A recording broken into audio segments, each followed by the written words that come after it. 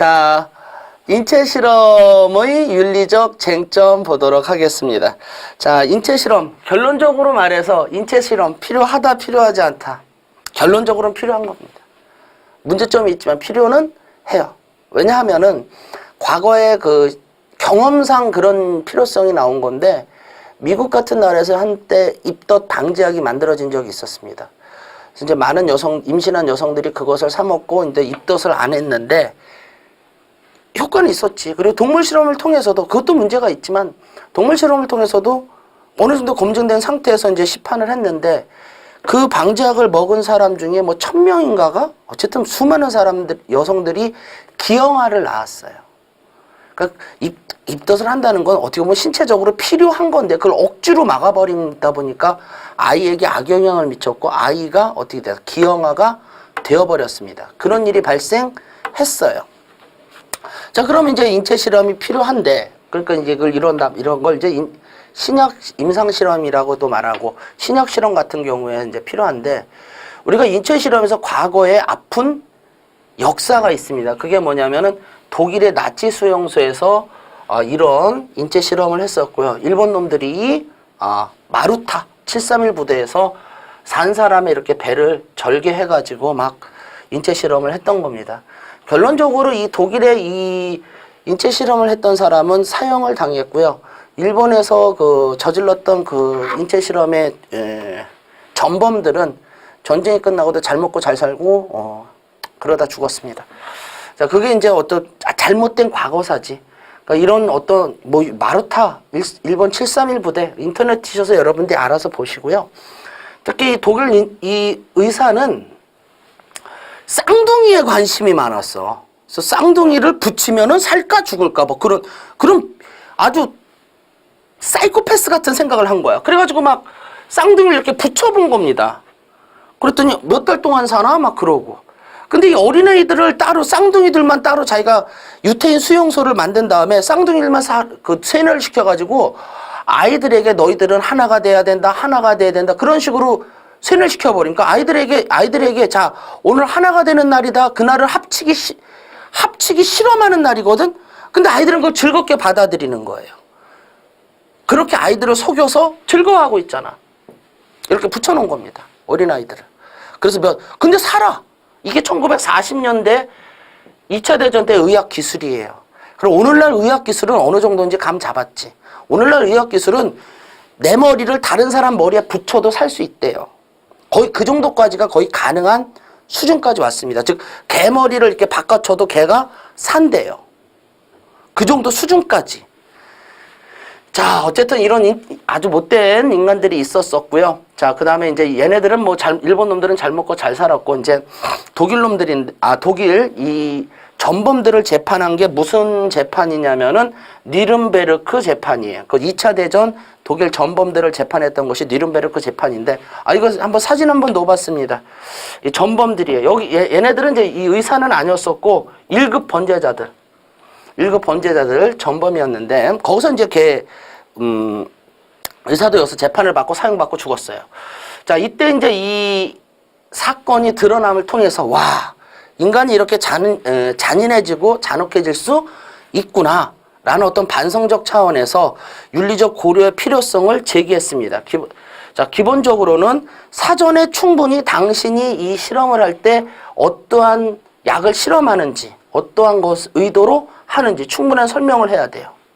그 다음에 자발적 동의가 필요하고요. 그 다음에 결과론적 사고를 지양해야 돼요. 그래서 지양이라는 것은 지향한다는 게 아니라 결과론적 사고를 조금 거부한다는 뜻이죠. 그러니까 반대말입니다. 지양이라는 단어고 알아죠. 지향이 아니에요. 그 다음에 또 하나 해줘야 되는 게 보상 당연히 해줘야지. 그걸 공짜로 어떻게 합니까? 그러나 너무나 과소해도 안 되고요. 너무나 많아도 안 돼. 너무나 과소하면은 착취, 사탕 하나 주고 하면 안 되지. 근데 무슨 감기약 임상실험에 1억? 그럼 나도 하겠다. 내가 이거 왜 하니? 가서 감기약이나 몇 번 먹고 1억 받지. 그러니까 과소해도 안 되고 과대해도 안 되고. 자, 결과론적 사고라는 건 좀 공리주의적 사고입니다. 무슨 사고다? 공리주의적 사고. 요거에 좀 대비되는 생각으로 칸트의 정언명령을 생각해 보면 된다.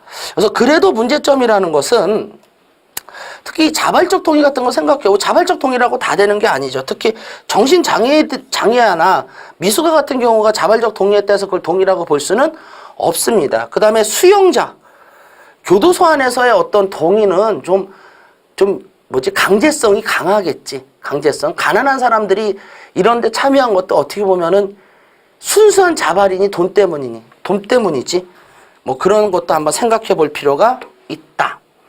자, 한번 읽어만 봅시다. 니른베르크 강령이 있고 헬싱키 선언인데, 니른베르크 강령은 2차 세계대전 때 그들에 대한 전범 재판 이후에 반성문 차원에서 했던 말이고요. 의학조실에서 대상자들의 동의할 수 있는 법적 능력까지 있어야 됩니다. 미수가 안 돼요. 실험 대상자의 성격, 방법 등을 알려주어야 돼요. 자, 이런 거 몇 개 있지만 한번 보자는 뜻이고, 헬싱키 선언이라는 것은 이 이후에 좀 더 이제 그 인체 실험에 대해서 좀 우리가 가져야 될 윤리적인 강령을 좀 더 체계화시킨 게 뭐다? 헬싱키 선언입니다. 사람들을 대상화하는 하는 연구는 대상이 되는 사람의 안녕을 최우선으로 여겨야 된다. 실험 대상자는 반드시 지원자 강제면 안 되고 충분히 고주해 주어야 한다. 기본적으로 알아주시면 좋습니다. 충분한 설명 자발적 그대로 다시 놓았어요. 근데 결과론적 사고 보자. 요거 기출문제에 있던 건데 요거 한번 읽어보면 왜 결과론적 사고가 나쁜 건지 알 수 있습니다. 볼게요. 우리는 당신을 대상으로 하는 실험을 통해 같은 병을 앓게 될 미래의 환자를 위해 많은 것을 배우게 될 것입니다. 당신은 얻는 것이 없어도 어떡하자는 거야? 자, 그들에게 많은 사람들이 도움을 받을 수 있습니다. 이런 사고를 지향해야 된다. 지양해야 된다. 지향해야 된다.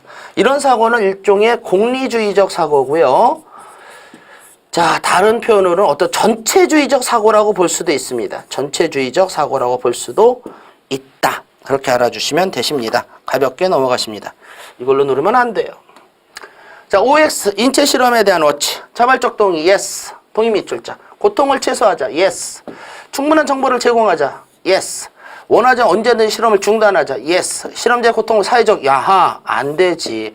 이런 게 무슨 사고니? 아까 말했던 쓰지도 않겠습니다. 앞으로 다시 가봅시다. 결과론적 사고를 뭐 해야 된다? 지양해야 한다. 자율적 있는 사람에게, 그렇죠. 아까 미숙아나 그런 애들 하면 안 된다. 이게 이제 인체 실험 됐고. 자, 그 다음에 요즘은 이제 동물 실험도 좀 마구 하지 말자라는 거지. 근데 이 동물 실험을 아주 안 할 수는 없어요. 아주 안 할 수는 없지만은, 싱어가 이제 동물 실험에 대한 어떤 적극적인 어떤 반대론자인데, 예를 들면 화장품함에 어떤 효과를 검증하기 위해서 토끼 눈에다 이렇게 바르는 실험이라든가, 그 다음에 지나치게 과도하게 동물을 사용하는 거. 예를 들면 그러니까 너무 그냥 한두 마리로 충분히 결과를 얻어낼 수 있는 걸 수십 마리씩 마구마구 실험의 대상으로 사용하는 경우들 실제로 많이 있습니다. 그러니까 동물을 물건으로 보는 거지. 물건으로. 그런 거에 대해서 이제 생각해 보자라는 건데, 요 그림만 넣었어요. 요 그림은 내가 뭐냐면은 입 다 막고 요거 있죠? 이거 담배예요. 얘는 숨을 쉬려면 무조건 담배 펴야 돼요. 하루 24시간 담배 펴야 돼요. 잠을 자면서도 담배 펴야 돼요. 계속 담배 피게 했어요. 그래서 담배가 인체에 끼치는 영향. 근데 이 침팬지는 임산부예요. 그러니까 담배가 임산부에 끼치는 영향을 연구해서 이런 걸 했다는 거지. 그런 걸 통해서 우리는 알아낸 거지. 담배가 태아에 좋지 않습니다라는 것을. 근데 좀 짠하지. 뭔가, 직관적으로, 그런 느낌을 받잖아. 좀 생각해 볼 뭐가 생겼다라는 겁니다. 자, 싱어 볼게요. 싱어가 이제 동물 실험을 반대하는 대표적인 이제 동물 윤리학자죠.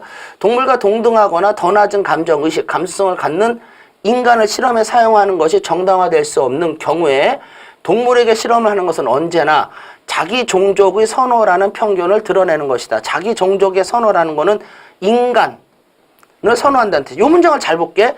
동물과 동등하거나 낮은 감정, 의식, 감수성을 갖는 인간. 예를 들어서 여기서 말하는 건 이제 좀 강아지 정도 개 정도 생각해 보자. 아주 미숙아. 아니면 영아. 아, 뇌사자. 뇌사자로 가도 되겠네. 이걸 손으로 쓰니까 안 좋네. 자,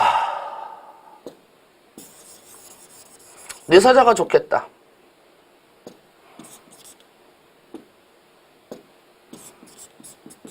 자, 우리 뇌사자라고 해서 마구마구 실험의 대상으로 사용할 수 없는 것과 같이 동물에게 실험을 하는 것은 언제나 자기 종족에 선호하는 편견을 드러내는 것이다. 즉, 어떤 동물은 뇌사자보다 감정이나 의식이나 감성이 더 높잖아.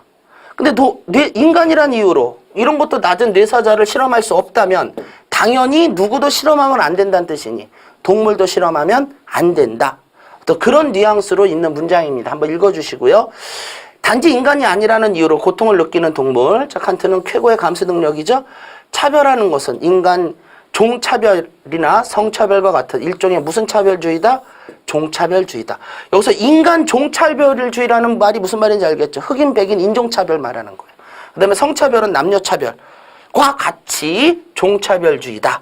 고통을 느끼는 존재의 이익을 평등하게 동그라미 빵 고려해야 된다. 이익에 동등한 고려의 원칙. OX 바로 갑시다. 도덕 판단의 기준을 쾌조의 감수 능력. 그쵸? 자, 쾌고의 감수 능력 이 기준에다가 자, 쾌고의 감수 능력 필요 더하기 무슨 조건이라고 말합니까? 충분 조건. 필요 그다음에 무슨 조건이라고도 말한다? 충분 조건. 다른 말로 뭐라고 말한다? 유 쓰세요. 일 한 경 개라고 말합니다. 즉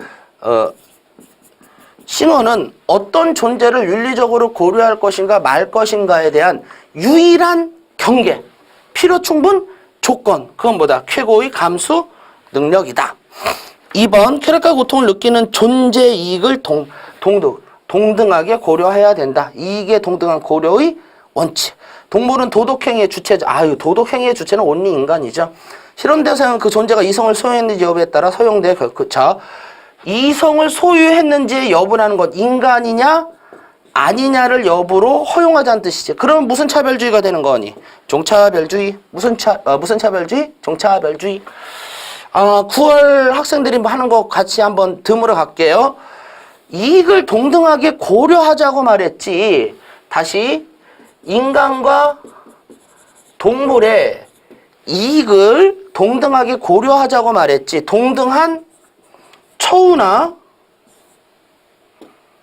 천천히 하자. 동등한 처우나 동등한 대우는 아니에요. 인간과 동물의 이익을 동등하게 고려. 그러나 does not indicate. 동등한 처우나 동등한 대우는 아님. 단어가 다르죠. 고려는 뭐니? consideration. 즉 이익을 동등하게 consideration 하자라는 것이지 동등하게 트리트먼트 하자라는 게 아닙니다. 그러니까 고통을 느낀다라는 걸 동등하게 고려하자라는 거지. 뭐 개에게 수능 준비시키면 안 되잖아. 여러분들이 대학 가고 싶다 해서 우리 집에 있는 애완견까지 같이 수능 같이 준비하자. 그건 아니잖아. 그러니까 같이 수능 준비하는 건 동등한 처우야. 목욕탕 같이 가고 막 명품 같이 입히고 막 그러면 그건 아니라는 거지. 이익관심의 구체적인 내용은 달라요. 생명복제. 자, 이제 마지막에서 두 번째네. 생명복제 보도록 하겠습니다. 자, 생명복제에서 먼저 동물복제 있고요. 그 다음에 무슨 복제가 있다? 배아복제 있고요. 그 다음에 무슨 복제가 있다? 개체복제가 있다.